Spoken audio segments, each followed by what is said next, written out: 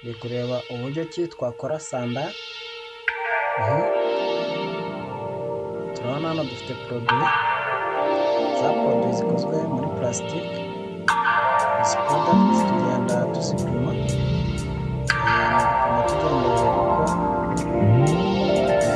n'umweru, kandi karite igomba kuba ifite dizayini imwe cyangwa se ishusho imwe.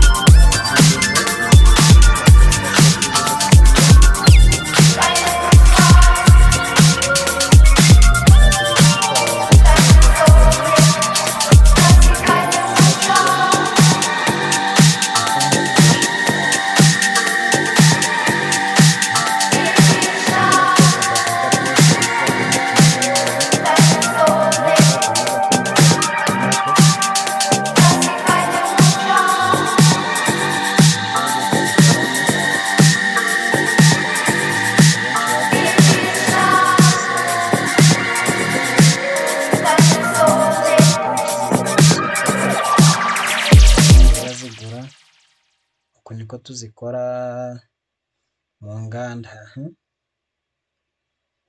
Nyuma ya hano dushobora gukora indi karite tumaze kuzipakinga, ko ziriya ziri fini, zishobora kujya ku isoko. Urabona ko hano ni muri sitoke, abantu bagenda bakora ibintu bitandukanye. Kuri za nkweto hari utuntu tuzaho tw'utudifekiti cyangwa se utuntu tw'udukosa tuba twabonetsemo bitewe n'uko iriya mashini iba yahitinze. Tugenda dukora finishingi cyangwa se dutunganya kugira ngo ya nkweto iboneke ije ku isoko imeze neza.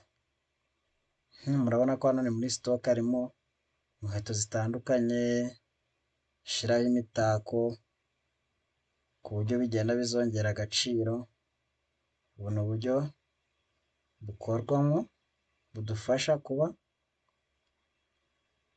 tubona ibintu byinshi ku isoko. Akenshi twibaza se ibi bintu bikorwa gute, ariko ni na byiza gukurikirana izi videwo zacu ku buryo bwo kujya tubona ese zino porodagiti tubona mu isoko uburyo zikorwamo, tukagira n'amatsiko yo kuvuga ati se ibi bintu bikorwa gute, twibaza aho bituruka, aho biva.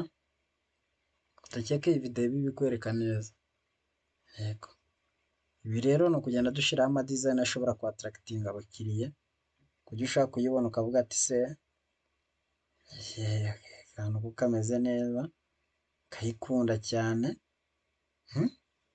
ukayikunda rwose, uvuga uti uburyo ikozwemo kuyambara ni byiza, bitewe n'uburyo iteye. Aha naho tuba dukorera finishingi porosesi. Ya finishingi tugenda tuyidekora, dukuraho utuntu turiho tutameze neza, kugira ngo tuze kubona tuyihanagura, kugira ngo ise neza. Ariko ibi byose tuba tubikora kugira ngo umukiriya aze kubona ko ya poroduwi iri gushayininga ku rwego nta yindi nkweto wagura uri kuyireba.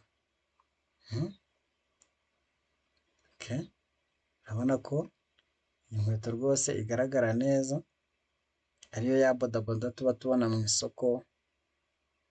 Ndakeka twese tuba tuzibona mu isoko akenshi.